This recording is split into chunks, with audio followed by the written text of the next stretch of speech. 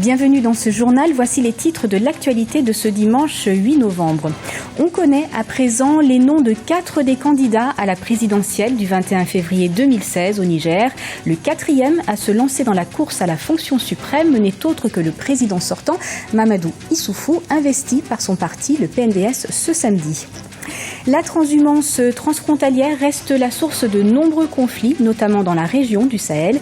Et ce 6 novembre, de nouveaux engagements ont été pris par les États membres de la CEDEAO afin de sécuriser la mobilité pastorale.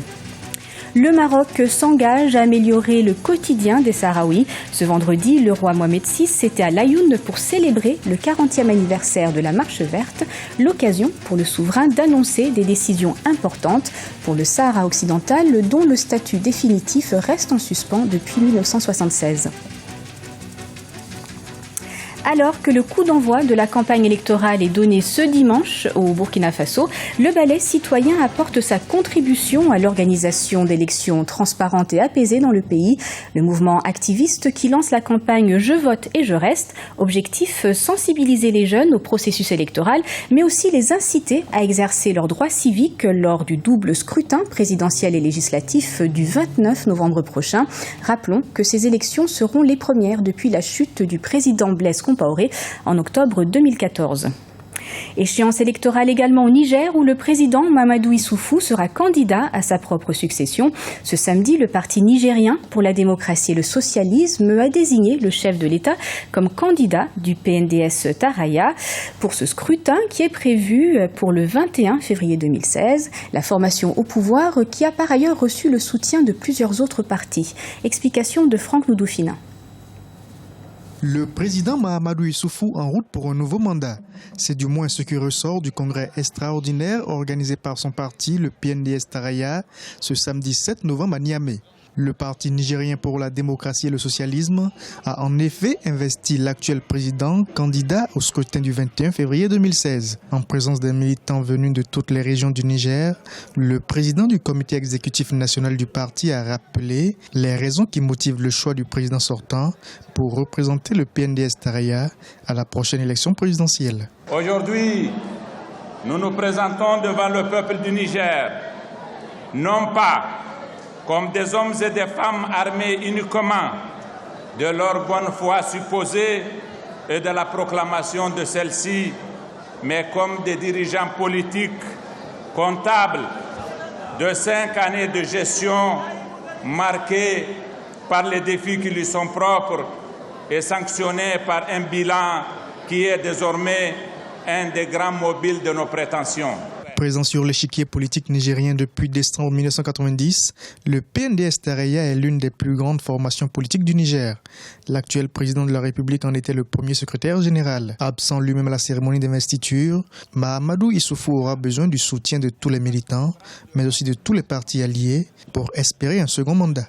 Ce soutien est surtout mobilisé par ses résultats, les résultats qu'il a présentés dès le premier mandat. Il a fait beaucoup de réalisations, beaucoup de chantiers, beaucoup d'emplois ont été créés dans ces pays. Le PNDS a toujours dit que construire le Niger, c'est bien possible. L'avenir meilleur pour le Niger, c'est bien possible. Il suffit que les Nigériens s'y mettent et nous y croyons. Le Niger sera un pays émergent et nous allons combattre, en tout cas, le sous-développement. Ça, je suis certain, et c'est la vision du PNDS. 3 personnalités ont fait acte de candidature à l'élection présidentielle de février 2016 au Niger. Il s'agit de Mahaman Jean Padonou, leader de la Convergence pour la démocratie et le progrès, de l'opposant en exil à Mahamadou, investi par le mouvement démocratique nigérien pour la Fédération africaine, et Amadou Boubacar Sissé, président de l'Union pour la démocratie et la République. Selon le calendrier annoncé par la commission électorale, le premier tour du scrutin devrait avoir lieu le 21 février 2016. Un second tour est prévu le 20 mars 2016. La sécurité alimentaire était au centre du symposium de Dakar sur l'agroécologie qui s'est tenu du 5 au 6 novembre. Des échanges qui ont réuni dans la capitale sénégalaise plus de 300 délégués de 25 pays africains dans le but de mettre en réseau les diverses organisations paysannes, mais également de développer des systèmes alimentaires durables, c'est-à-dire produire plus tout en ayant moins d'impact sur l'environnement. Et il était question de la sécurité des éleveurs et de leur bétail dans la région du Sahel du 4 au 6 novembre novembre à l'occasion des assises de la CEDEAO à Cotonou, au Bénin. Un forum qui a réuni les ministres de l'élevage du Bénin, du Togo, du Burkina Faso, du Niger et du Mali, ainsi que des représentants d'éleveurs. Plusieurs engagements ont été adoptés à l'issue de cette rencontre afin de régler la problématique de la transhumance transfrontalière, comme nous l'expliquent Lefti Ounou et Ibrahima Dioumaba. Au sein de l'espace CEDEAO, l'élevage transhumant représente environ 70% du cheptel des bovins. Il contribue à l'intégration sous-régionale, à l'approvisionnement en production animale d'une population de plus en plus importante. Mais la transhumance est aussi à l'origine de conflits, souvent meurtriers qu'elle occasionne. L'éradication de ces conflits entre les pays sahéliens et côtiers constitue un défi majeur pour les gouvernements de la CEDEAO. À cette fin, ils ont initié une concertation de haut niveau sur la transhumance transfrontalière entre le Sahel et les pays proches du littoral. Le phénomène actuellement prend de l'ampleur avec les effets pervers des changements climatiques. Les ressources pastorales, je veux nommer les fourrages et l'eau,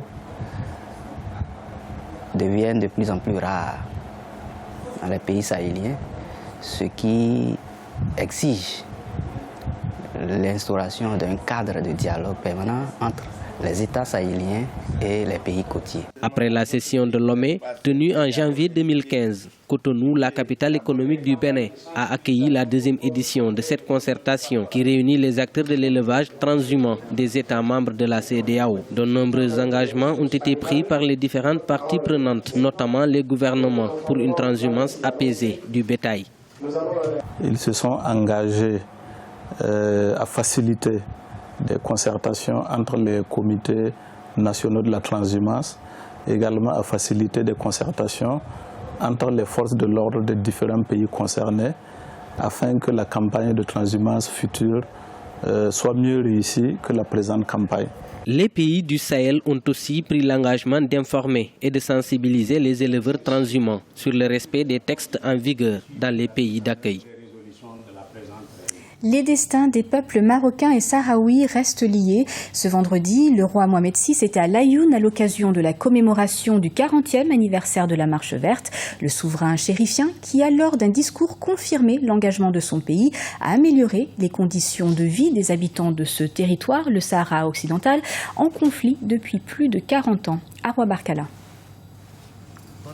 Ce vendredi 6 novembre, le roi du Maroc Mohamed VI s'est rendu à Laayoune, ville située au nord du Sahara occidental. Le roi venait commémorer les 40 ans de la Marche verte, initiée par le roi Hassan II.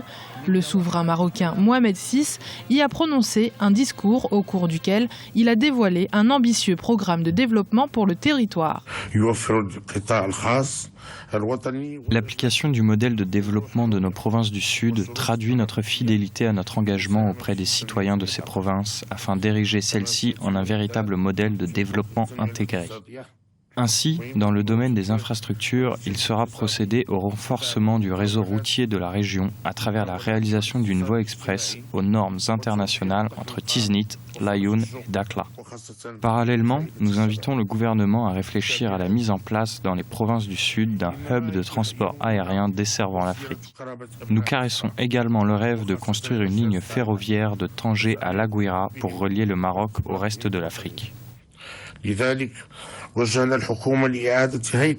Le Sahara occidental représente un territoire stratégique pour le roi du Maroc qui s'efforce de développer les partenariats sud-sud avec les pays de la sous-région. Lors de son discours, le roi du Maroc s'est adressé aux indépendantistes du Front Polisario, soutenus par l'Algérie, qui pourrait faire obstacle au développement économique du Sahara occidental. Le Maroc s'opposera aussi aux campagnes hostiles qui visent les produits économiques marocains avec le même sens du sacrifice et le même engagement dont il fait preuve dans les domaines politiques et sécuritaires pour défendre son unité et ses valeurs sacrées.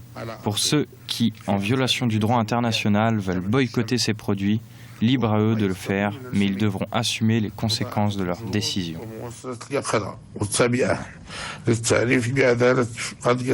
Le référendum attendu depuis 25 ans par le Front Polisario n'a cependant pas été évoqué. Il doit être organisé sous l'égide de la MINURSO, la mission de l'ONU pour l'organisation d'un référendum sur le Sahara occidental. Et un mot de sport pour terminer. Les amateurs du ballon rond seront ravis car c'est ce dimanche que se joue la finale retour de la Ligue des Champions au stade de Kalamendo de Lubumbashi. C'est en République démocratique du Congo. Un match qui opposera le TP Mazembe qui jouera donc à domicile à l'USM d'Alger. À l'aller, les Corbeaux l'avaient remporté face au club algérien 2-1. En cas de victoire, la formation congolaise égalerait le palmarès du Zamalek d'Égypte, 5 fois vainqueur de cette compétition. Alors les enjeux sont de taille pour les Congolais et à quelques heures du coup d'envoi, la ferveur est grandissante comme nous explique Roger Itoto, ancien international de la République démocratique du Congo et éditorialiste. Le TP, c'est vrai que n'oublions pas, a gagné 4 fois la Ligue des Champions. Si là, le TP gagne ça sera la 5e fois comme Zamalek.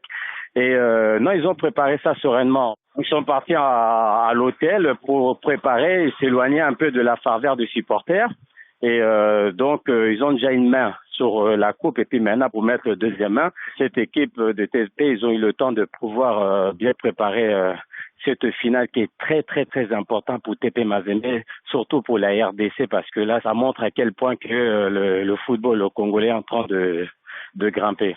Il faut pas oublier les Congolais, c'est des supporters à 100% derrière leur équipe.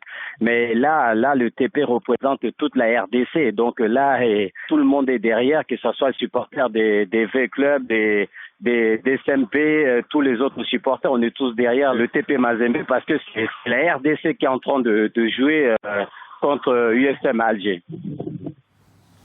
C'était le journal de la rédaction. Merci de l'avoir suivi. Retrouvez dans quelques instants une nouvelle édition de l'information.